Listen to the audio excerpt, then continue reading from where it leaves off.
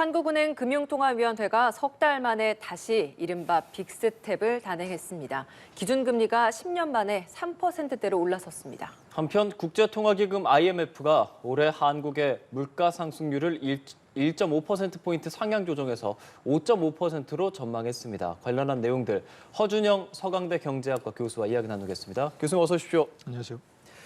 예, 조금 전 발표가 됐습니다. 3%포인트로 기준금리가 올랐는데 빅스텝을 단행을 했고 4월부터 지금까지 5차례 연속 기준금리가 오른 겁니다. 상황들이 그랬었기 때문에 예상했었던 결과라고 보십니까, 교수님? 네, 사실 오늘의 빅스텝은 시장에서도 그렇고 대부분의 경제 전문가들도 빅스텝일 것이다, 그럴 수밖에 없을 것이다라고 예상을 했던 부분이고요. 두 가지인데 이제 물가와 환율입니다. 물가 부분은 이제 6월에 처음으로 5%를 넘어서서 물가 상승률이 6%를 넘었다가 다시 이제 5%대에 머무르고 있는 상황인데요.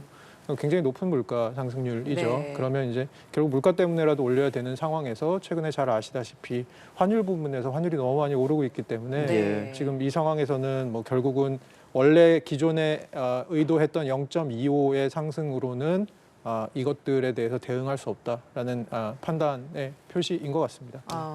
근데 이 금통위에서 이제 다수결로 결정을 하다 보니까 소수 의견도 중요하다라는 이야기가 나왔는데 10월에 특히나 소수 의견이 중요하다라는 건 왜 그런 겁니까? 근데 아무래도 지금 상황이 저희가 계속해서 금리를 올리고 있는 상황에서 결국은 우리 경제의 가장 취약한 부분이 이제 가계부채 부분이 있습니다. 그렇다면 네. 결국 금리를 올리는 것은 물가나 환율 때문에 올려야 되지만 가계부채 측면에서 보면 금리가 너무 빠르게 올라가게 되면 아무래도 취약 차주들의 부담이 될 수 있고 그것들이 해당 차주의 문제뿐만이 아니고 한국 경제 자체의 문제가 될 수 있기 때문에 네. 그런 부분들에 대해서 얼마나 많은 금통위원들이 지금 거기에 신경을 가중치를 두고 있고 네. 그것들이 결국은 이제 이분들이 저 여론조사랑은 좀 다른 게 여론조사랑은 이제 뭐 좀 다른 게 이분들이 금리를 결정하시는 분들이기 때문에 네. 향후에 이분들이 어떠한 정책적인 스탠스를 가져갈 것인가에 대한 사실은 이제 맛을 보여주는 그런 미리 저희가 알 수 있는 그런 부분이 되기 때문에 네. 아무래도 소수 의견도 저희가 눈여겨보아야 하는 지금의 상황입니다. 다수결이라서 0.5%포인트는 올리더라도 실제적으로 이 전문가들이 보기에는 가계부채 부담도 상당히 크다라는 게 소수 의견으로 분석될 수 있기 때문에 그것도 저희가 좀 눈여겨봐야 되는 거군요. 네, 그렇습니다. 그것은 향후에 금리가 상승하는 것에 있어서 속도가 어느 정도가 될 것인지에 대한 힌트를 주기 때문에 중요할 것 같습니다. 그렇다면 예. 말씀하신 것처럼 이번에 금통위에서 소수 의견 아니라 만장일치로 빅스텝을 단행하겠다라고 전망이 된다면 그렇다면 11월에도 그 스탠스가 좀 그대로 갈 수 있지 않겠습니까?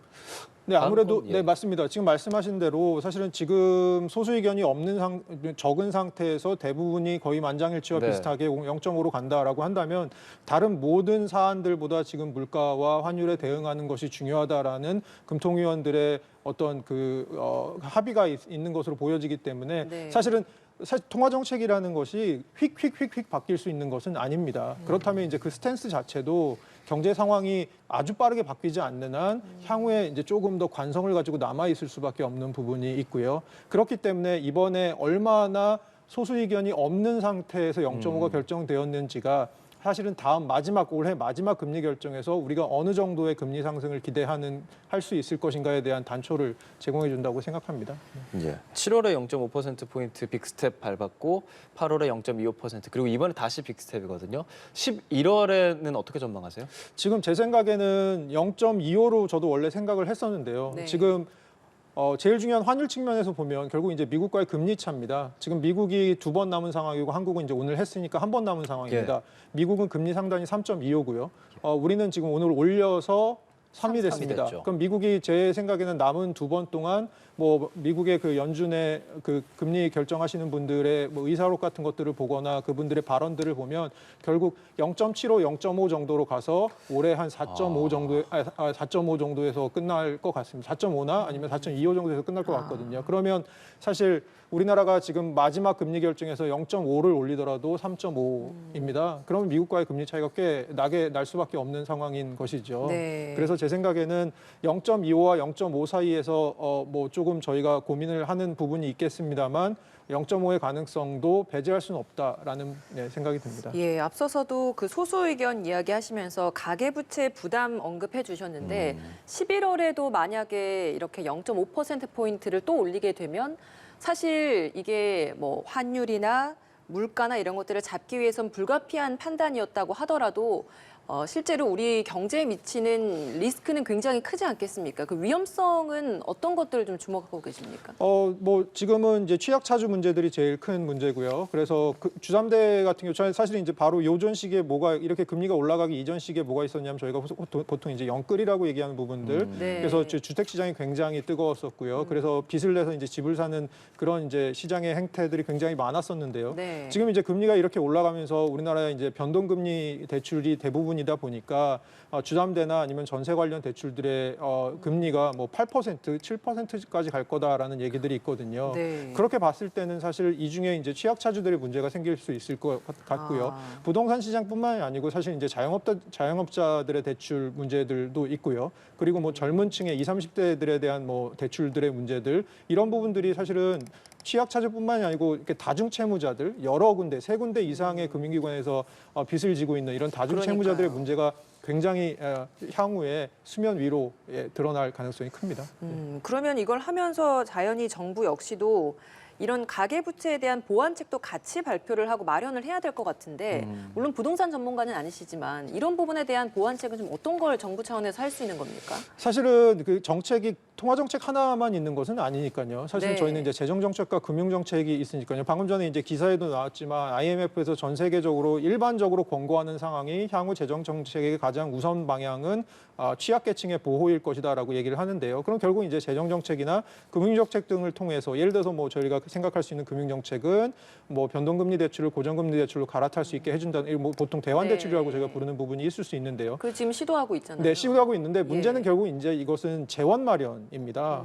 결국은 이것을 하면 은행의 수익성이 약간 타격이 받는 부분이 생길 거고 그렇다면 이 수익성의 타격 부분들을 정부와 은행이 어느 정도 나눠 가질 것인가? 그럼 결국 이제 재원 마련의 부분인데요. 네. 거기에 있어서 이제 기존과는 다른 굉장한 수준의 창의성이 필요할 것 같습니다. 그러니까 재원을 마련하는 게 사실 지금 굉장히 경기가 보통 좋을 때는 재원 마련이 쉽습니다. 예. 근데 지금은 이제 경기가 좋은 상황이 아니다 보니까 뭐 세수나 이런 것들도 재원 마련이 어려운 상황이니까요. 그렇다면 이제 기존과는 좀 다른 관점에서 접근해서 당장 우선순위가 아닌 어떤 정부에 쌓여 있는 돈들이 있으면 그런 것들에 대해서 조금 먼저 대출을 그런 식으로 네. 조금 보조를 해주는 방식이 필요하지 예. 않을까라고 생각하고 있습니다. 그렇다 보니까 자연스레 국민들의 눈은 이 정부, 그러니까 한흥 총재 입에 좀 쏠릴 수밖에 없을 것 같아요.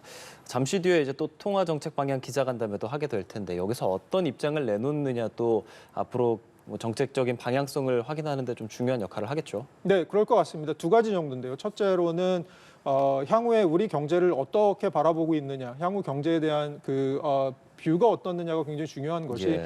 결국은 저희가 금리 결정이라는 게 주사위를 던져서 하는 것이 아니고 경제 상황을 보고 나서 그 상황에 맞춰서 금리를 올리는 것이 좋은지 아니면 금리를 어느 정도 올리는 것이 좋은지를 결정하게 되는 것이니까요. 향후에 어떤 뷰를 갖고 있는지 그리고 우리 경제가 높은 대외 개방도 때문에 세계 경제와는 또 어떤 뷰를 갖고 있는지 이런 것들을 이제 시장과 소통하는 것이 굉장히 중요하다고 생각을 하고요. 예. 또 하나는 또 기본적으로 이제 이창용 총재께서 이제 선제적인 포워드 가이던스, 조건부 포워드 가이던스를 얘기하면서 향후에 큰 일이 없는 한, 별 일이 없는 한 이 0.25씩 올릴 것이다라고 얘기를 했었는데 네. 그 부분에 대해서 사실은 지금 너무 시계 제로인 상황이어서 사실 0.25만으로 부족하기 때문에 지금 0.5를 올린 상황이지 예. 않습니까? 그렇기 때문에 향후에 통화 정책에 대한 미래 통화 정책에 대한 어떤 커뮤니케이션을 시장과 어떻게 할지에 대한 단초들 기존의 방식을 고수할 것인지 아니면 조금 다른 방식으로 시장과 커뮤니케이션을 함으로써 정보를 소통할 것인지에 대한 어떤 방향선의 가능성들이 있는 것인지도 좀 주목해서 볼 필요가 있을 것 같습니다. 네, 한은 총재의 매파적인 발언이 있을 때 그런 것들이 좀 오히려 시장의 신뢰성을 떨어뜨린다라는 분석도 있잖아요. 그 부분에 대해서는 교수님 어떤 입장 갖고 계세요? 네, 사실 지금 말씀드린 포워드 가이던스 부분이 좀 있습니다. 그러니까 0.25씩 올리겠다고 했던 게 기본적인 스탠스였는데요. 그것이 언제였나, 그것이 언제 발표됐나를 생각해 보면 지금처럼 환율이 굉장히 뛰기 전에 발표됐던 것입니다. 그러니까 물가만 보고 대응을 하면 0.25씩 꾸준히 올림으로써 우리는 물가에 대해서 끊임없이 대응하는 스탠스를 갖고 있다라는 것을 이제 시장에 신호를 주려고 했던, 그래서 시장은 준비해라라고 이제 그런 스탠스였던 것 같은데요. 제 생각에는 지금은 상황이 너무 많이 바뀌었기 예. 때문에 그런 부분들에 대해서는 사실 조금 제가 아까 말씀드린 대로 조금 더 유연한 종류의 커뮤니케이션을 고민해 볼 필요가 있지 않을까 생각합니다. 예, 알겠습니다.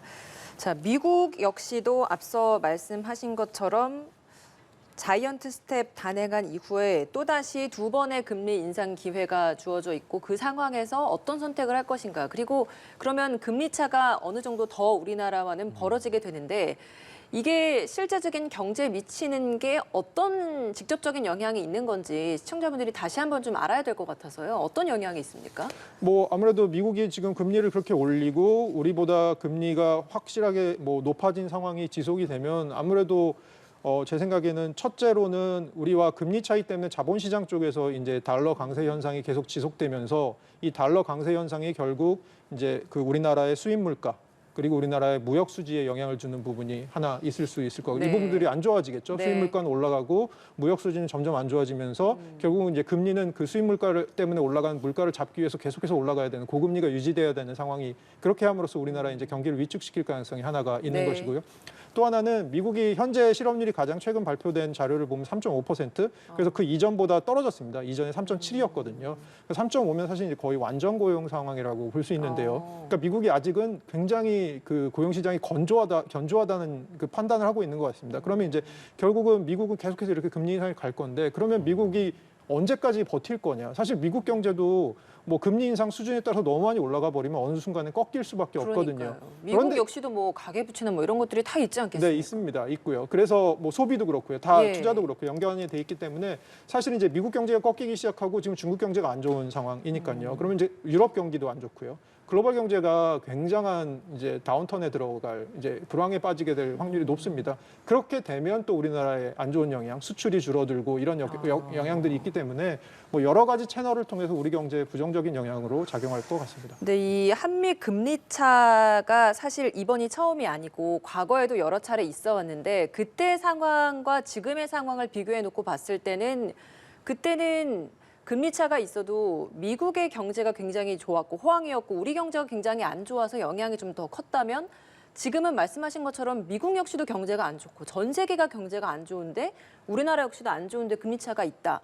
이건 좀 상황의 과거와는 좀 다른 게 아닌가라는 생각도 드는데 그때와 비교했을 때 좀 어떻게 분석하십니까? 두 가지 정도 차이가 있을 것 같습니다. 지금 말씀해 주신 대로 그런 미국 경제와 한국 경제의 특수성이 그 상황의 특수성이 있기 때문에 어떻게 보면 조금 안전자산 선호 현상이 지금 훨씬 심각할 수가 있습니다. 지금은 결국 이제 글로벌리 시계 제로인 상황이니까요. 그러니까 결국 이때는 이제 안전자산 선호 현상이 심하기 때문에 금리차 때문에 미국과 다른 나라의 금리차 때문에 이미 벌어진 어떤 그 달러의 강세 현상이 네. 안전자산 선호 현상으로 인해서 더 강화될 가능성이 큰 것이죠. 결국은 이제 위험할 때, 앞날이 불안할 때는 달러로 가게 돼 있으니까요. 네. 그게 하나의 가능성, 이제 하나의 문제고요. 또 하나는 경상수지가 사실은 우리나라 금리 차가 미국과 역전이 됐었을 때 경상수지가 우리나라는 그때가 괜찮았던 것으로 제가 기억을 합니다. 근데 지금은 이제 우리나라 경상수지가 8월 마이너스로 드디어 들어왔고요. 네. 뭐 9월에는 반등할 거라고는 하지만 이제 결국 경상수지 적자가 이렇게 누적이 되거나 혹은 무역수지 적자가 누적이 되다 보면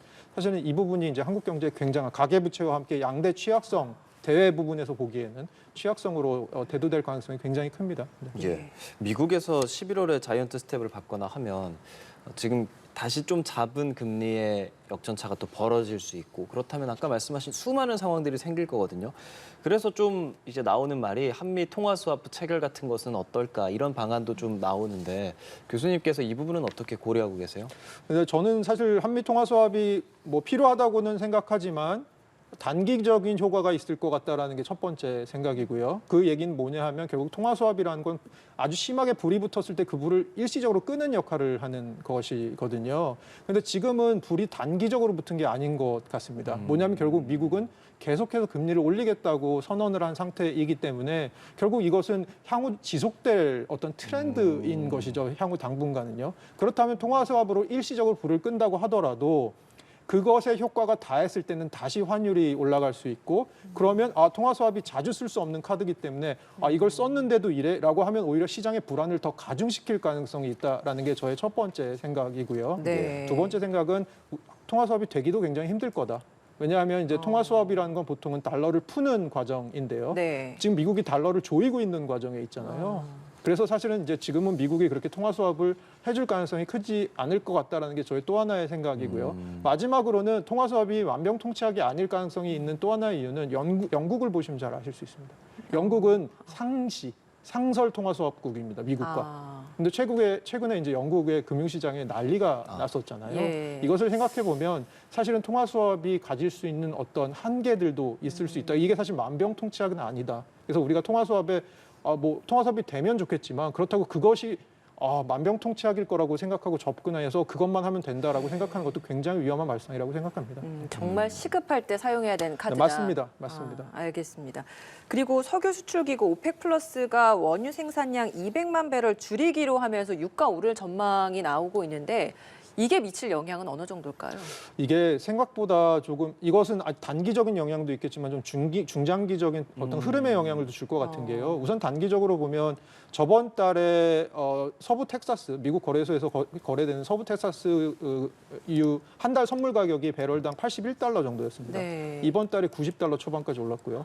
전망이 내년 초반에는 한 100달러에서 120달러까지 갈 거라는 전망이 나오고 있습니다. 결국 이제 감산의 효과들 때문에 원유 가격이 올라갈 수밖에 없을 거라는 건데요. 물론 그 이면에는 오펙 플러스, 저희가 생각하는 오펙과 그 러시아, 멕시코 등의 오펙 플러스와 미국 사이의 어떤 다툼이 있는 것 같습니다. 그래서 지정학적인 요소가 분명히 있는 것 같은데요.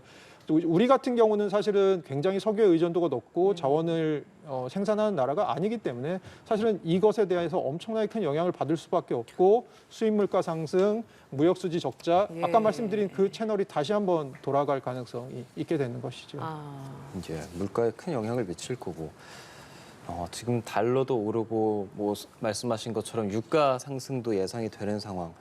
무역 수지가 지금 7개월 연속 적자거든요. 또 역대 이제 최대치까지 오를 수 있다 이런 전망이 나오는데 경기 침체도 좀 우려가 됩니다. 교수님 어떻게 보세요?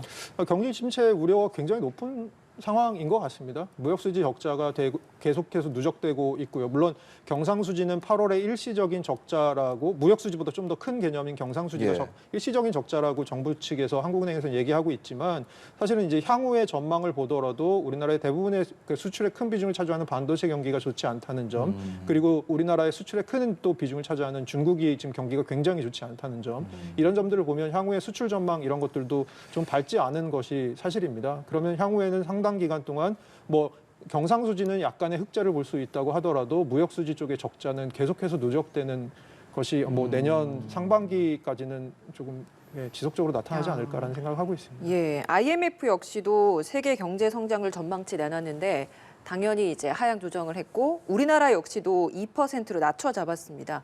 이 IMF의 이번 발표 어떻게 좀 분석하고 계십니까? 뭐 IMF에서 그러니까 올해 성장률은 높였더라고요. 그거는 이제 상반기에 우리나라 같은 경우 소비가 생각보다 좋았던, 소비가 버텨주고 있었던 게 있었는데 제 생각에 그것 때문에 올해 전망치는 좀 높인 것 같고요. 내년 전망치는 사실은 이제 올해는 사실 그 전초전일 거다라는 전 세계적인 얘기들이 나오고 있습니다. 즉 지금 저희가 겪고 있는 어떤 경제적인 어려움들이 경제 부분에서의 어려움들이 올해는 전초전일 것이고 본격적인 챕터는 내년에 시작할 것이다라는 얘기들이 나오고 있거든요. 사실 그러면 이제 한국의 전망치만 내려간 것은 아니고 전 세계적으로 지금 전망치가 내려가고 있는 상황인 것 같습니다. 그래서 내년이 굉장히 힘든 한 해가 되지 않을까. 거기다가 이제 미국도 우선은 지금 얘기 나오고 있는 게 미국의 금리, 이 모든 것들이 사실 이제 미국의 금리랑 연결이 돼 있는데 그렇죠. 미국의 금리가 내년에 뭐 한 4.5에서 뭐 그 이상까지도 올라간 상태에서 좀 관망하겠다라는 지금 자세들이 좀 유력한 것 같습니다. 그래서 내년에 조금 경기가 굉장히 좀 어렵지 않을까 생각하고 있습니다. 예, 파월 의장도 물가를 잡기 전에는 금리 인상 안 된다 이런 기조를 내놓은 적이 있어서 좀 우려가 되는 상황인데 우리나라는 미국의 금리를 따라갈 수밖에 없는 것이 경제학적인 이제 정론이잖아요. 장기적으로 봤을 때 좀 어떤 대비책을 취해야 할까요? 저희가 그 코로나 시기나 아니면 글로벌 금융위기 2008년 이후의 시기들을 생각해 보면 전 세계적으로 이제 저금리였다는 얘기는 결국 경기 상황이 안 좋다 보니까 금리 측면에서 통화정책 측면에서 할 수 있는 최대한을 다 했던 그런 시기였던 것 같습니다. 근데도 이제 성장률은 지속해서 떨어지고 있었죠. 향후에 우리가 맞이하게 될 세상은 어떻게 보면 저금리 저성장이 아니고 고금리 저성장의 세상일 수 있습니다. 그러면 이 부분에서 사실은 저희가 통화 정책의 새로운 어떤 뭐 무기들 그리고 통화 정책 아닌 이제 재정이나 금융 정책들의 새로운 어떤 방안들에 대해서 끊임없이 고민해야 될 때가 아닌가 싶습니다. 참 어려운 문제인 것 같습니다. 네, 나올 때마다 어려운 얘기를 드려서 굉장히 송구스럽게 생각하고 있습니다. 네, 허준영 서강대 경제학과 교수와 함께했습니다. 오늘 말씀 고맙습니다. 네, 감사합니다. 고맙습니다, 교수님. 네.